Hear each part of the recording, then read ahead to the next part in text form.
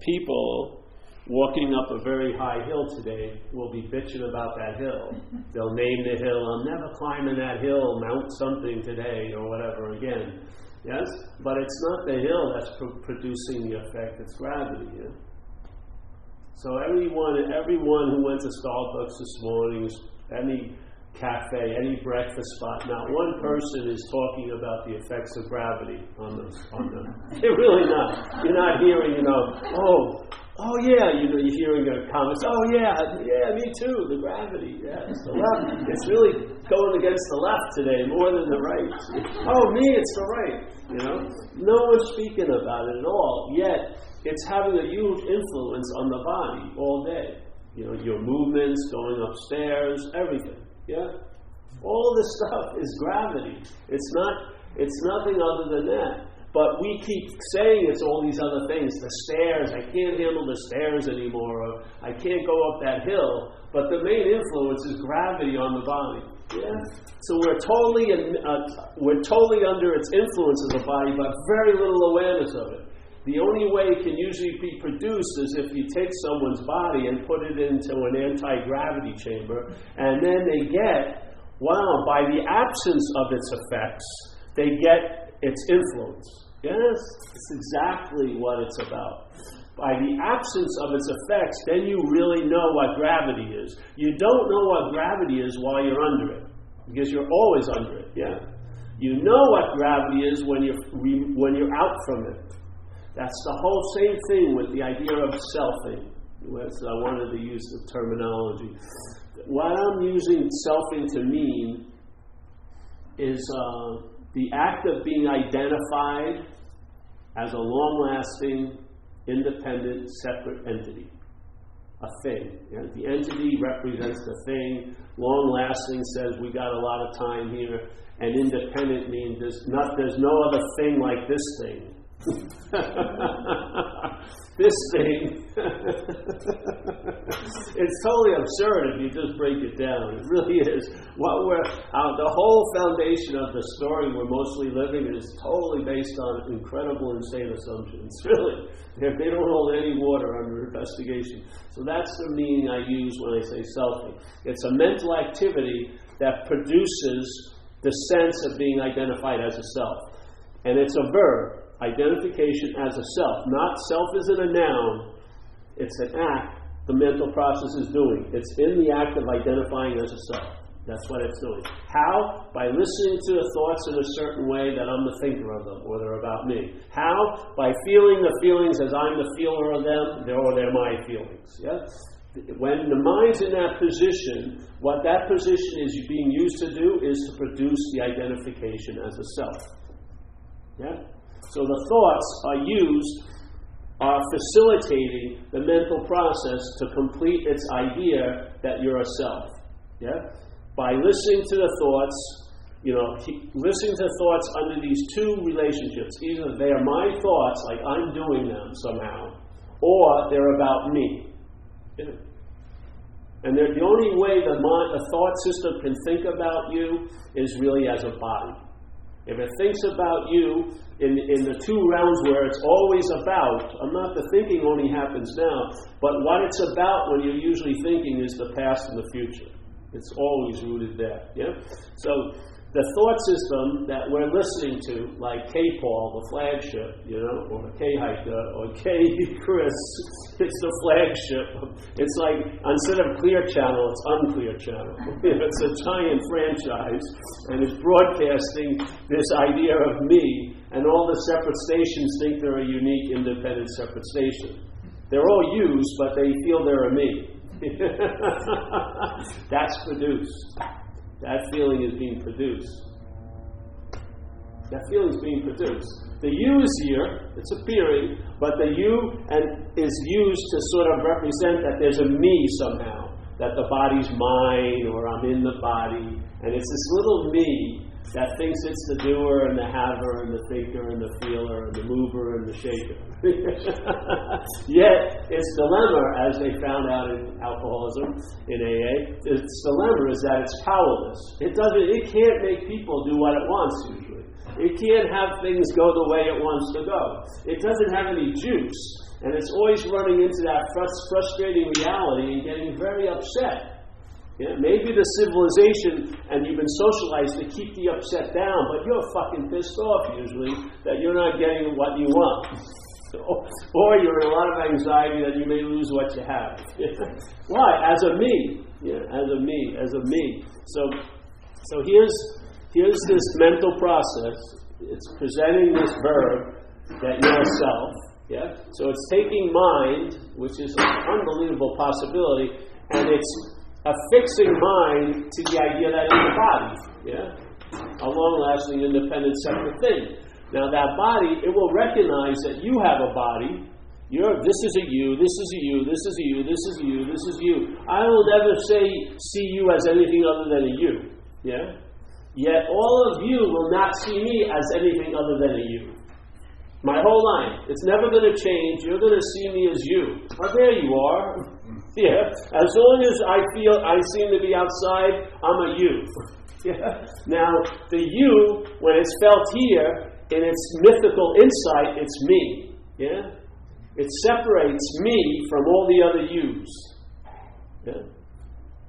So therefore, now, this thought system that I'm under is my thought system. That's why I have this feeling of terminal uniqueness that no one thinks like I do. No one feels like I do. Come on. How can you understand me? You haven't been through what I've been through. And no one has done the heinous things that I've done. You would never do what I've done. Well, if I go to enough meetings, I hear people have done what I've done, and they sure think a lot like me, and they sure feel about life a lot like me. So I had to come to two conclusions. How did they get my thoughts? How did Jeff get my feelings? Because he's describing them quite well, but he's calling them his. Yeah, that's the only difference, and I'm calling them mine. You see? Oh, so the whole solution in AA, in a lot of ways, has a small subdivision. Yeah, Alcoholics Anonymous is a great petri dish to look in, and then expand it into all self-centeredness. Yeah.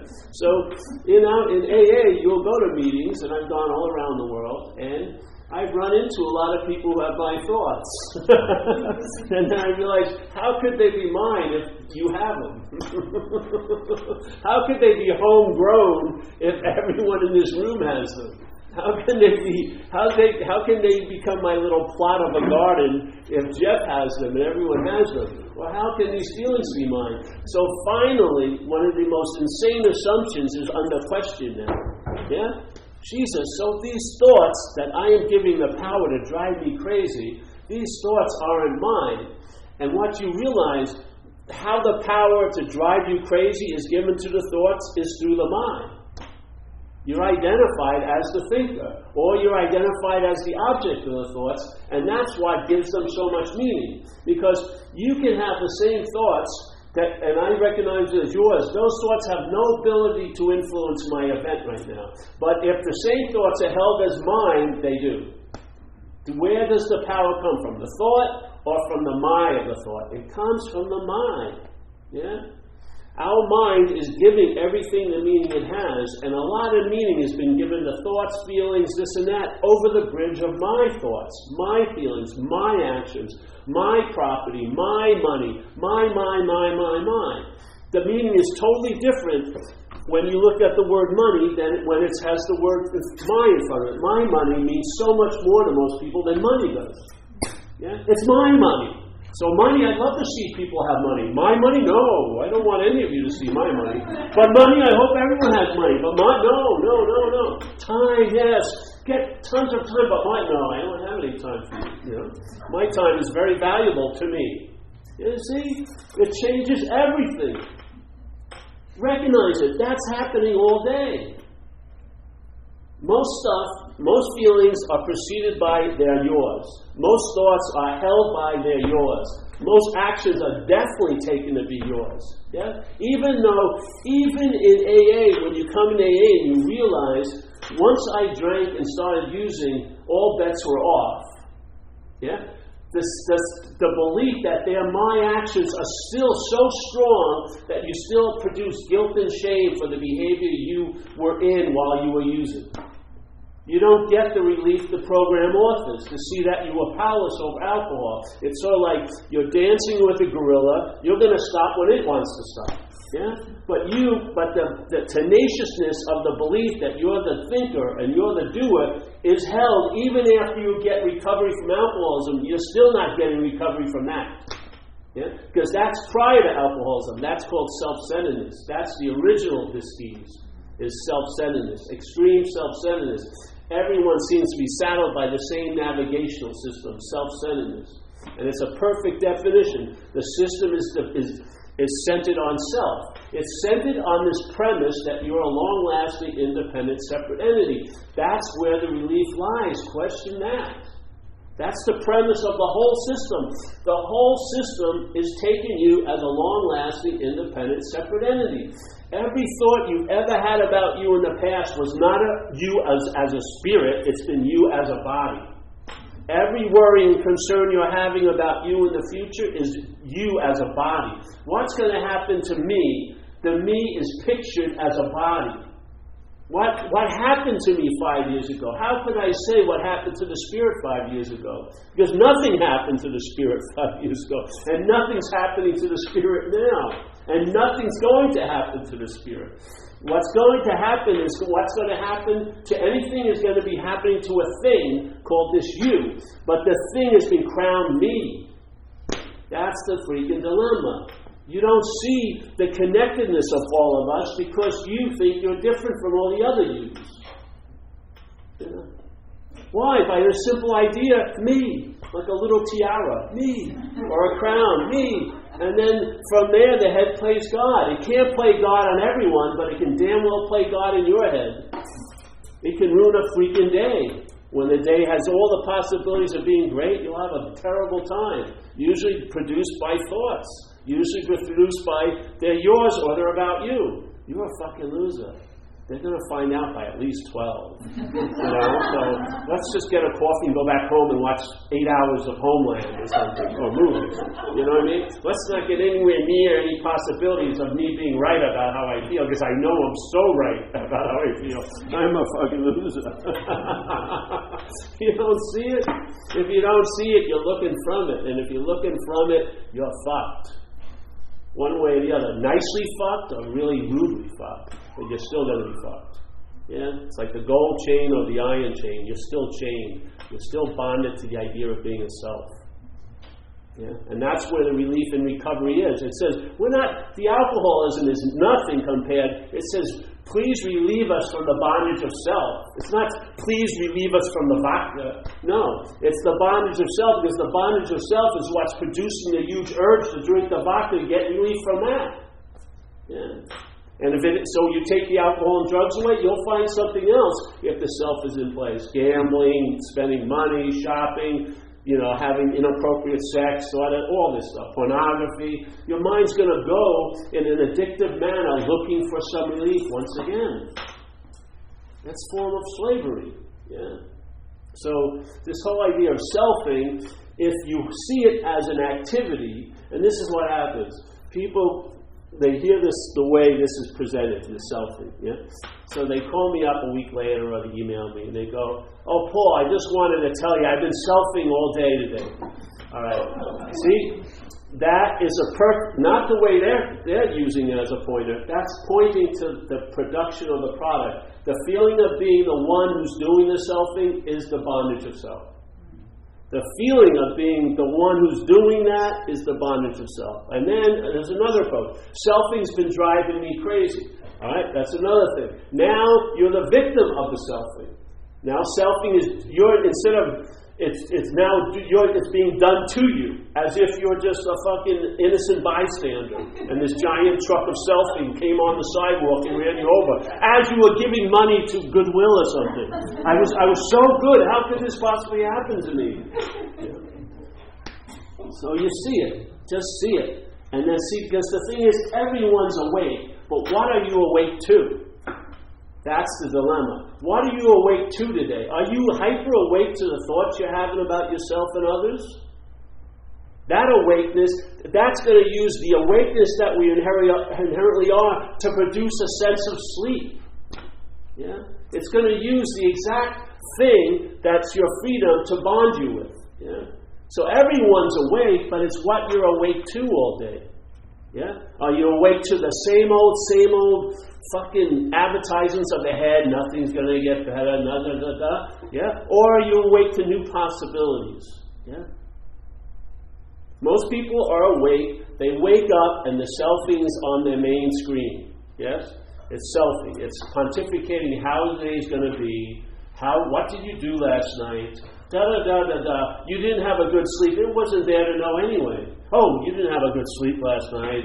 All this baloney, assuming it has something to do with something it has nothing to do with. Then it says, 5 o'clock, man, I can't make it till 5 o'clock. Fuck this. No one, whatever. You pontificate, and then you believe it, and what does it do? It paralyzes you. You don't do a damn thing. Yeah? It's an illness, and yet you're the solution to it, right where you're sitting right now. If you stop being awake to the selfing, you'll be awake, period. Yeah? Because if you're awake to the sleeping, if you're hyper-aware of the thoughts that are about you, you're going to be somewhat unconscious here. You're going to be unconscious to the wakefulness that you are. Yes? And therefore, there's going to be an urge or a need to get something outside to make it somewhat bearable. And yet everything you're looking for outside is not even a pale reflection of what's actually looking at that moment, which is what you are. Yeah? So this is the way we do it here. It really is no way. We're just looking at the production of something that we're not, with the hopes that if you can study the self, like this old Zen master said, Dogen, to study Buddhism is to study the self, and to study the self is to forget the self. Yeah? So if you actually study the self, you'll see that it may not be you, and as soon as it's not you, you'll start losing interest in it, which is the forgetfulness of it. Yeah? So once you start forgetting self, something that's always been available becomes obvious as you. It becomes obvious here. You become aware, now you're awake to the awakeness. Yeah? You've been freed from that bondage of self, and now you recognize your own inherent nature isn't a mental product, it isn't a physical product, it's a state of being, let's say. Yeah? That being isn't attempting to achieve anything because it's complete in and of itself. It's not of time, so it's not in any kind of procedure or anything called progress. It can appear to be progress in this dream, but there's no progress in being. It's all there is at all times, right where you are, with no requirement to recognize it, because you are recognizing everything from it. You're looking right from what you're looking for. Yeah? That's the message. And we just, every time people call me up, well, what are you going to talk about this week? The same thing I talked about last week. Same thing I've been talking about 19 years. Why do you want to go anywhere else? If you go anywhere else, that's the beginning of a misstep. If that's not clear, everything else won't be clear. Yeah? Because while you're doing something, you'll have the sense you're the doer. While there's thinking, you'll have the sense you're the thinker. While there's a feeling arising, you'll definitely believe you're the feeler of it. Yeah? So now what happens? So now you want to think good thoughts, you want to have good feelings, and you're on processes and paths to produce that. So in other words, it's like moving to hell, to a certain corner of hell where it's 2 degrees cooler than the rest of hell. Far out. You're still enslaved to the idea of being you all day. Every time you have this great feeling you're connected, there's the you claiming that, the sense of you, I'm the one who's connected, and therefore you're going to have a great feeling that you're disconnected very shortly thereafter. And you'll be the same one that's there feeling disconnected. There'll always be the movement of opposites, but they're always being seemingly happening to you. You're the one false stability here, and it's false. Your whole life, our whole lives are built on a shaky foundation. And you don't see it, how all our sense of anxiety is that we're on a shaky foundation. You're relying on a failed system to bring you to the land it always promises but never delivers. Because it can't. Yeah. It can talk about you once were happy, and it can talk about you will be happy, but very rarely is it producing the happiness now. You're always on an extended warranty. You know what I mean? Just keep doing what you're doing. You'll get there someday. And spiritual corporations are even worse. They have the most naive audience that they tell you it may take lifetimes. For the shipment's coming, but it may be lifetimes before you're ready to receive it. Give me a freaking break. I've got to purify what? What do you have to purify? The body and the and the mental state. Yet the spirit is pure as it's ever going to be right now. I mean, we buy it, you know. See, these poor people, I saw they went on a retreat. They went into a sweat. They paid $60,000 for this retreat each, and three of them died. They weren't in a physical condition to go under a sweat, and they passed away. And they passed away at an event they paid $60,000 for to not pass away. So they wanted to pass over or transcend, but not die. You know what I mean? And I bet you that person's still in business. He probably had another retreat a month later. Yeah? Blamed it on the three women for dying just before the moment of realization. Now his price is $62,000. Some guy I once had a talk was telling me, he was at this thing and they said, if you stood in this position for 17 minutes or something would happen, you know? And he says, I couldn't do it. And he asked me, what should I have done? You should have stood 18 minutes. It's going to go on and on and on and on and on. I'm getting better.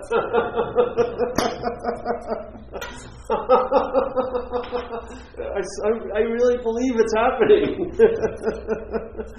Jesus, it's like... Oh, man. So selfing. The act of being identified as a self. Yeah? To me, not even to me, to some people I really respect. There's the one I was going to read a little bit today. This guy says a great thing. One of the best beginnings of anything. He says, why are you unhappy? Because 99.9% of everything you think and everything you do is for yourself, and there isn't one.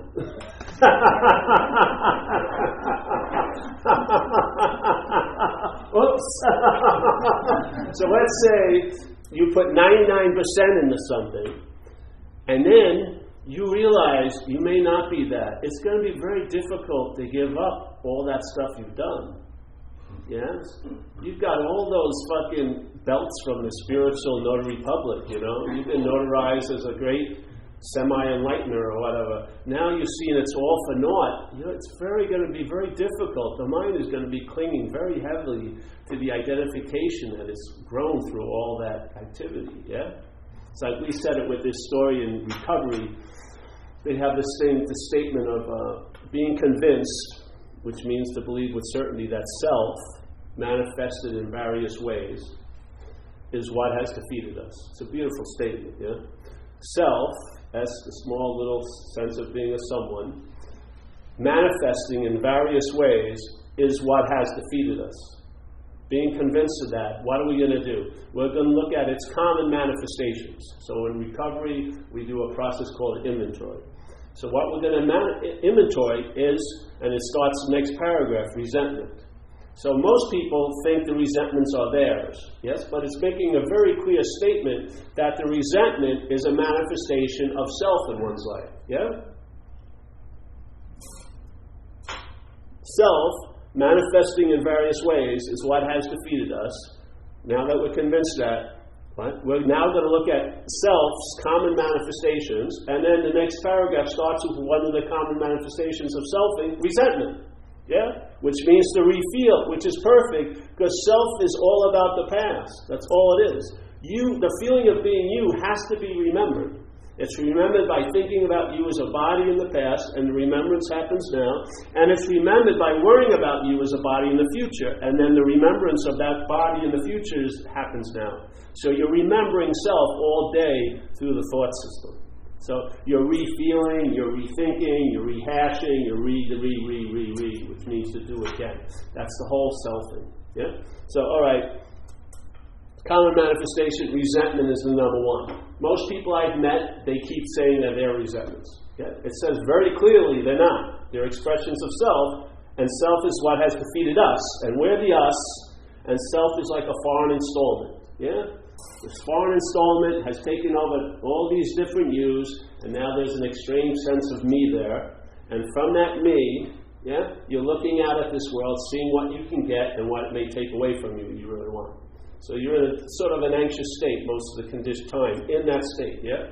So self manifests in various ways. Resentment is an expression of self. How do you think you're going to get true relief if you're not clear on that? How are you going to get relief when you deal with the resentments and yet you're not dealing with how they're being used to bond you to the idea of being a self through the mind?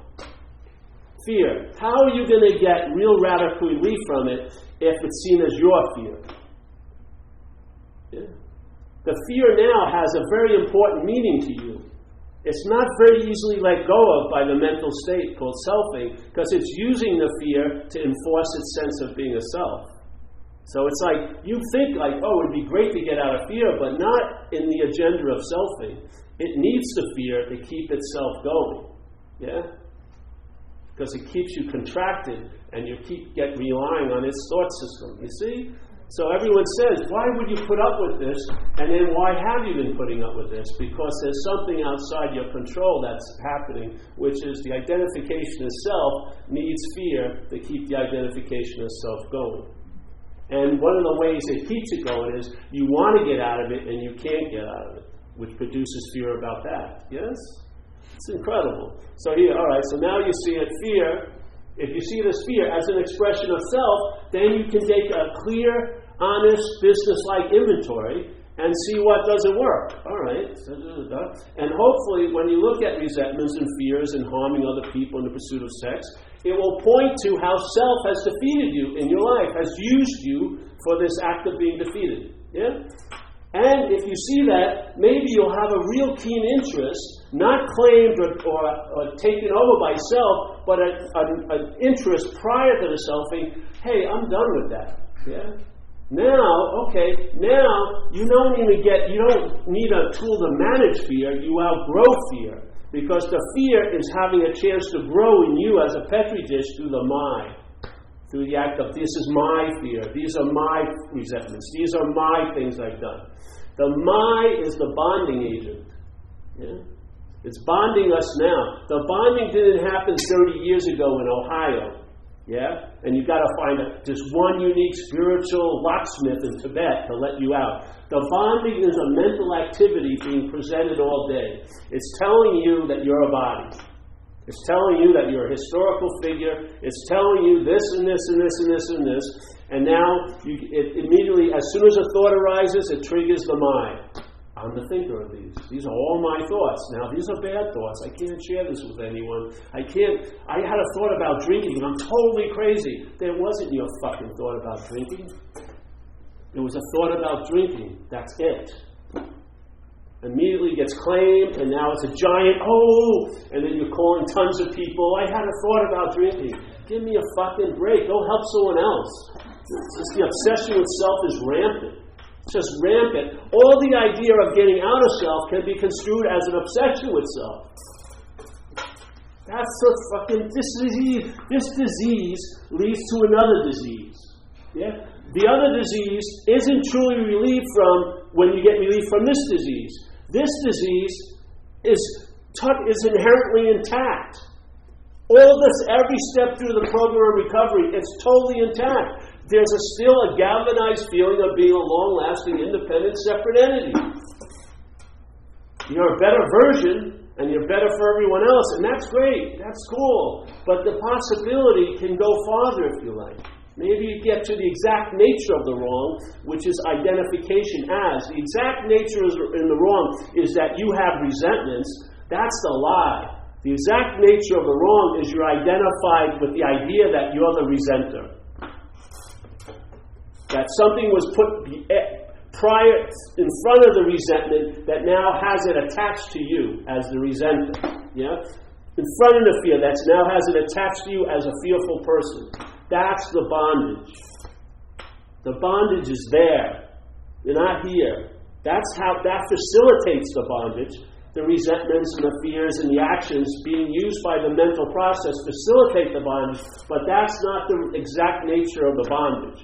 The exact nature of the bondage is being identified as a long-lasting, independent, separate entity. If you get relief there, it produces relief throughout the whole system. It's like you're working on the 5th knot, the 12th knot, you maybe loosen it up, and maybe there'll be a little relief around that knot in your life, yeah? But if you can follow the thread to the 1st knot, and when that 1st knot gets released, a thread runs through all the other knots, and therefore you know you're on to something. Yeah? You see it reverberate throughout your life, the answer. Because it's right rooted, right where the exact nature of the wrong is. And right prior to the exact nature of the wrong is what's so fucking right in a sense. Yeah? The freedom is not after the bondage, it's prior to the bondage. Inherently, you've never had a fucking resentment in this life. Yeah? When you first come in, you've got to claim it all. But hopefully over time in recovery, you discard that, man. You can't keep thinking you have resentments after 30 years of sobriety. Because you're going to have them when you're 40 years in sobriety and 50 years in sobriety. Yes? The bondage of self is not even getting closely addressed. It's internal, it's in perfect place. Yeah? So the exact nature of the wrong. Look at it, see it. This is just a humble invitation. I found that it became the last answer in my life, and it reverberates to the way of life I've been given, which is recovery, and it illuminates a lot of the principles that recovery had to offer. And it's been constantly illuminating them. Yeah? I mean, for me, when I saw that selfing was a foreign installment, it was a radical day, man. It was a radical day. My realm of possibility, the aperture of my mind opened up quite a lot. Yes? And so what happens here, realizations happen, and they can happen like this, where you're the one who's realizing, but something happens where it happens like this, and then you're seen to be not what you are. This is not seen as you anymore. And yet there's still seeing going on. When this is being looked at, there's still seeing going on. You're that seeing. Yeah? What happens with the selfing, it will allow this to occur as long as it's in place. Being the one who's realized, being the one who has it, being one who's clear, being one. But it gets very, very shaky when it's starting to get put in front of the camera, where it's always been. Because its mental state keeps implying that it's behind the camera, and it isn't. Yes? What's looking is not a body. Yeah? So it goes like this, and then woo! A whole new ball game. I've seen what I'm not. And I haven't died.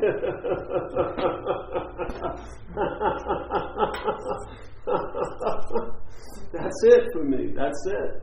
Then there's the possibility, hey, I could never be a long-lasting, independent, separate entity. Yeah? So the possibility of bondage seems totally insane, so the freedom is prior to the bondage. If it comes after the bondage, it's going to lead to more bondage. But if it happens prior to it, which is always happening prior to it, then the freedom doesn't have an opposite on that level. It's just freedom. Yeah. Drink from that well. It's running right now. It's available. Just because you don't think you're ready, that's what's stopping it. Because you believe that. Yeah? You and I are the reality here. Nothing else is giving reality to things but us. Look at the basic state everyone's in, a subjective experience. Doesn't that indicate something to you? That we're at the same event and yet we're all having different experiences of it? So does the event override us, or do we override the event? I would say we override the event. Yeah? Just like in physics, they say the greatest influence of any experiment is the observer of it.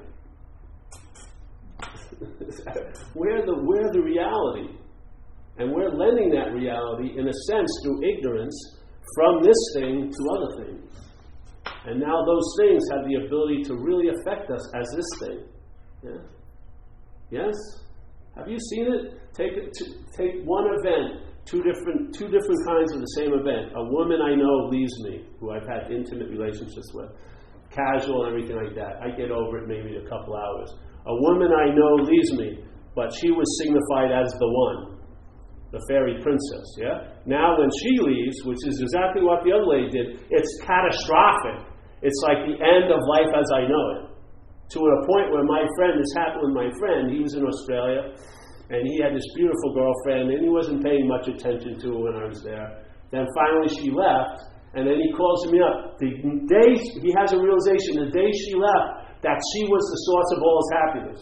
He didn't know this for the 2 years that he was next to his source of all his happiness. But now that she's left, she's suddenly seen, and historically is added onto it, that she was the source of all my happiness. Now where did that put him? To the point of almost killing himself. Yes? This is the meaning we give things. Same event, two women leaving, different meaning. Yeah? Look at where the meaning is coming from. Not the event, but from the observer of the event, me. And not me, thank God. If it's me, it's going to be she's the source of my happiness. It's just, if they're just seeing, it could be a lot different. Yeah? Take this example. Snake, every year, drops its skin. Yeah? It doesn't plan it. It doesn't. I don't believe it thinks it's the doer of it. You know what I mean? It's just, this is what happens as a snake. Snaking, you lose your skin every year. You molt it, whatever. So now, all right, so let's say the mental condition is taking itself to be the skin, yes? But it's implying that it's the whole snake. Now it starts sensing that something's going on, and then it has, oh, Jesus, the skin's going to fall off soon. And to him, he's thinking this is catastrophic from the snake's point of view, the skin's point of view. It's like fucking, all right, get moisturizer, don't go out in the sun, get away from those rough rocks, we don't want to cut the skin anymore. Yeah? And so to it, it's like fucking Armageddon. But from the snake's point of view, it's hallelujah. Yeah? Same event, the molting of the skin. Where's the mind's resting? Where is it resting? You'll know by how its reaction is. If you're the skin, like in AA, they said you got to be willing to save your ass instead of your face. But when I came in AA, I thought my face was my ass. Yeah, I thought the skin was the snake. And so when the skin was going under all this stuff, it was totally fucked up. This is unbelievable. I can't take it anymore. But it was the greatest event that ever happened to me in this world, getting sober. But in the beginning, it didn't look like that. Yeah, not from the skin's point of view. The skin was going to get sloughed off, and they didn't particularly like that idea. But from the snake's point of view, hallelujah, you have those options all day. You're either looking from self or seeing it. You know, seeing the production of it or looking from it. One or the other. Yeah. Seeing from the production of it leads you to a sense of being where you can truly rest. You have enough interest to make it through a day quite easily. Yes.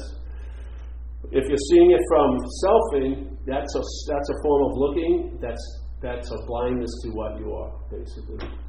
Now you'll be looking for what you are as an objectified idea of it. You know, you'll be looking for the truth when it's the truth that's looking. What you are will be thrown outside of you, and then you as what you're not will start looking for it. That's what it does all day. So I think it's great news. Yeah? Get to the exact nature of the wrong, and the exact nature of wrong, there is no wrong, to tell you the truth. That's the exact nature of it. It can only seemingly be so. Yeah? Just like in the beginning of recovery and the forward talks about the statement 100 men and women who have recovered from a seemingly hopeless state of mind and body. Seemingly means it appears to be true or false to you. Yeah? It's not true or false. It appears to be to you. Guess what? That's the case in most situations. Everything is just appearing to be so or not so to you. And it really matters where the mind's resting for that, what kind of interpretation is going to have sway in your life. If it's resting in selfing, you've had enough examples of that, man. It's all advertisement. It's all the same thing. If you're having a good day, you get suspicious. I can't enjoy this, I don't deserve it, or when are they going to find out? It's having a bad day, it's the beginning of a lifelong depression. Do you want something like that to run your life? all day, minimize the good and elongate the seeming bad. Fuck it, once you see its theme, that's its theme. It doesn't change. It's got its agenda. It's very clear, yes? And it's not about leading you to happiness, joyousness, freedom. It will use that to lead you, but it's not about leading you to it. But it will definitely use happiness, joyousness, and freedom to lead you. But it won't be where you're thinking you're being led to.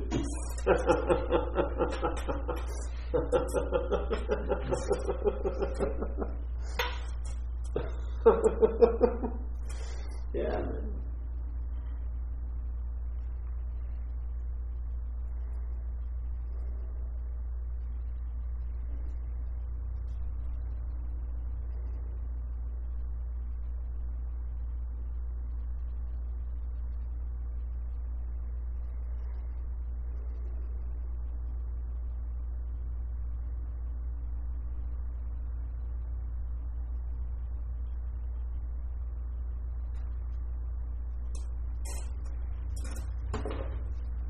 I'm going to end by reading that again, that thing. When I first read this, it was pretty damn cool. I remember I can almost have the same sense now of what it was like the day I read it. These were like, at the point when I read this stuff, these were really novel ideas. I had no idea that this was a possibility. I was always trying to be free as a self. Yeah? I was meditating, doing all this stuff, but under a framework that I didn't know I was under, which is self. I was the doer. I was the meditator. Every moment I was meditating, I was doing it. Every moment I was doing this or doing that, I was doing it. It was just an incredible assumption that had a galvanizing faith in it. Yeah? And then here he goes, why are you unhappy? Because 99.9, and he's being generous there. It's true. He didn't want to say 100%, but it's more true. Because 99.9% of everything you think and everything you do is for yourself, and there isn't one. Now, it's not saying stop thinking, but maybe you can look at that you're not the thinker. Yeah? Maybe you travel lighter through the thought system if you weren't the owner of it or the claimer or the doer of it. Maybe you're not going to stop feelings, but you can question, are you the feeler? Yeah? In other words, are you the mitt that's catching all these balls that life is throwing? Or is there no mitt? Yeah? Are you that mitt that's had every feeling? Are you the mitt that had every thought? Are you the mitt that had every action? Are you? Even if it doesn't matter if it's worn leather, it still can only reach the level of seemingly being so. It has to appear to be true or false to your head. That's the possibility. So what seemed to be true, and you can have a story, this has been true for 40 years, and it can evaporate in a nanosecond because it's not so. Yeah? There's no huge destruction period because there was nothing that was truly constructed. Yeah? You don't have to put your salvation ahead in time. You're saved right now. You're saved prior to ever needing being saved. Yeah? If some solution has time involved in it, it's not a solution, really, because the solution is timeless. Like the Course in Miracles says in a beautiful way, all these practices and processes you can do, they can't fail because it's mind's intention to use them to experience its own freedom, which is already prior to everything. Yeah. But if you're reading this book, maybe the Course in Miracles will save you time. So that's what happens here. And what happens is anything that's worth its salt will lead you to a realization: I need do nothing. Yeah, everything. Why not start there? All your somethings are going to lead to nothing. Why not start with nothing? See where that leads. Yeah? May save you some time. So, all right, that's it. Any questions? No?